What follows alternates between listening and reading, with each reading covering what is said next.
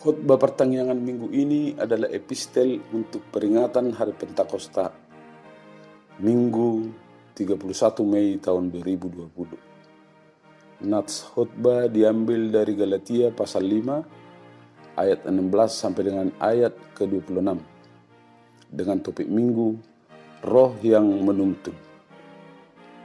Mari dengarkan Bapak Ibu dan Saudara sekalian. Saya akan membacakan untuk kita. Judul perikop, hidup menurut daging atau roh.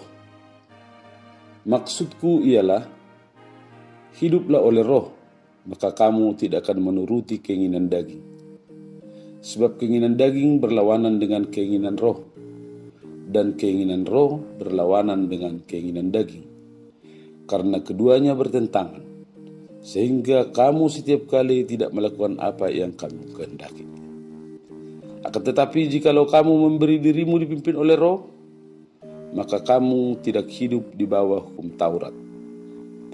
Perbuatan daging telah nyata, yaitu percabulan, kecemaran, hawa nafsu, penyembahan berhala, sihir, perseteruan, perselisihan, iri hati, amarah, kepentingan diri sendiri, percideraan, roh pemecah, kedengkian, kemabukan, pesta pora, dan sebagainya. Terhadap semuanya itu telah kuperingatkan kamu, seperti yang telah kubuat dahulu, bahwa barang siapa melakukan hal-hal yang demikian, ia tidak akan mendapat bagian dalam kerajaan Allah. Tetapi buah roh ialah kasih, sukacita, damai sejahtera, kesabaran, kemurahan, kebaikan, kesetiaan, kelemah lembutan, penguasaan diri. Tidak ada hukum yang menentang hal-hal itu. Barang siapa menjadi milik Kristus Yesus, ia telah menyelipkan daging dengan segala hawa nafsu dan keinginannya. Jikalau kita hidup oleh roh, baiklah hidup kita juga dipimpin oleh roh. Dan janganlah kita gila hormat. Janganlah kita saling menantang dan saling mendengki. Demikian firman Tuhan. Bapak, Ibu, dan saudara-saudara sekalian. Surat ini dituliskan oleh Rasul Paulus kepada jemaat di Galatia dengan tujuan untuk menguatkan iman percaya mereka akan keselamatan di dalam Tuhan Yesus Kristus. Di dalam surat ini ditekankan bahwa tidak seorang pun yang dapat dibenarkan karena melakukan hukum Taurat, melainkan hanya oleh karena iman dalam Yesus Kristus. Dengan kata lain, hukum Taurat adalah penuntun sampai Kristus datang, supaya kita dibenarkan oleh iman. Sebagai orang yang sudah dimerdekakan oleh Kristus, jemaat di Galatia diingatkan untuk berdiri teguh dan jangan mau lagi dikenakan kuk perhambaan. Tetapi di sisi lain Rasul Paulus mengingatkan mereka supaya jangan mempergunakan kemerdekaan itu sebagai kesempatan untuk berbuat dosa, melainkan supaya mereka saling melayani di dalam kasih serta menjauhkan diri dari perselisihan dan permusuhan.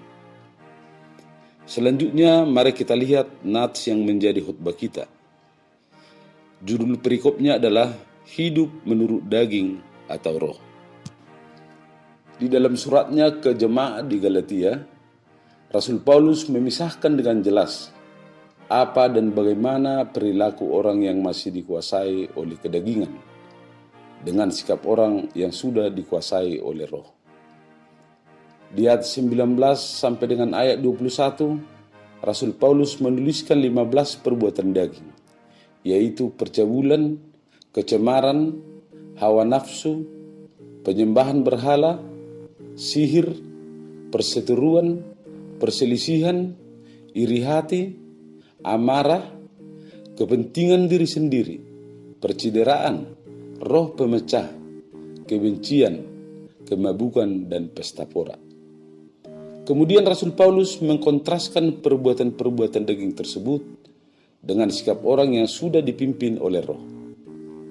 Di Di dalam ayat 22 dijelaskan bahwa buah roh adalah kasih, sukacita, damai sejahtera, kesabaran, kemurahan, kebaikan, kesetiaan, kelemah lembutan, dan penguasaan diri. Lebih tegaskan lagi, bahwa keinginan daging mengarahkan kita untuk mencari hal-hal yang duniawi, tetapi roh mengarahkan kita untuk mencari hal-hal surgawi. Jadi ada pemisahan yang tegas dan jelas antara hidup menurut daging dan hidup menurut roh. Ada satu hal yang menarik dari surat Rasul Paulus kepada jemaat Galatia ini.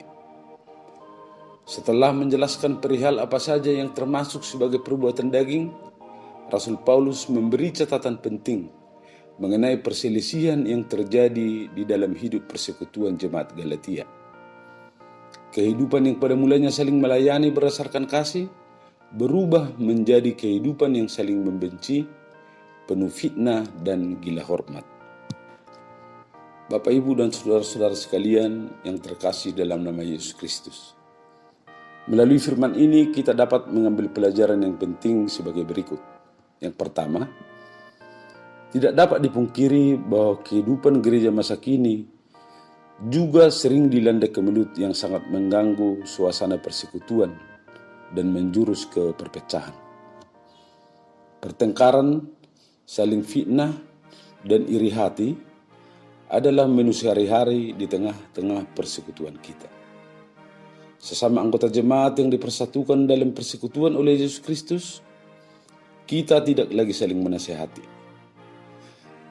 Kepedulian kita sudah semakin menipis, dan kita terjebak di dalam kompetisi yang tidak sehat untuk mengejar kehormatan diri.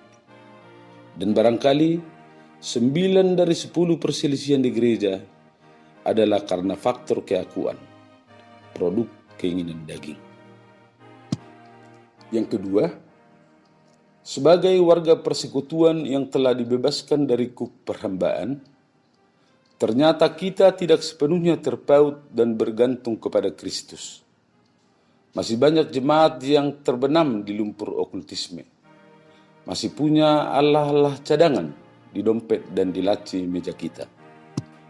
Yang ketiga, firman ini juga hendak mengajarkan kepada kita bahwa hidup di dalam kedagingan tidak mungkin bersatu dengan kehidupan yang sudah dikuasai oleh roh. Keduanya terpisah satu dengan yang lain. Dan setiap orang yang mencoba mempersatukannya akan bertumbuh sebagai orang yang munafik. Dan yang keempat, sebagai orang yang telah dimerdekakan dari kuasa dosa dan kuasa daging oleh salib Kristus, maka tanggung jawab kita adalah memberi diri untuk dipimpin oleh roh. Bertumbuh di dalam pimpinan roh berarti kita berproses sampai menghasilkan buah roh.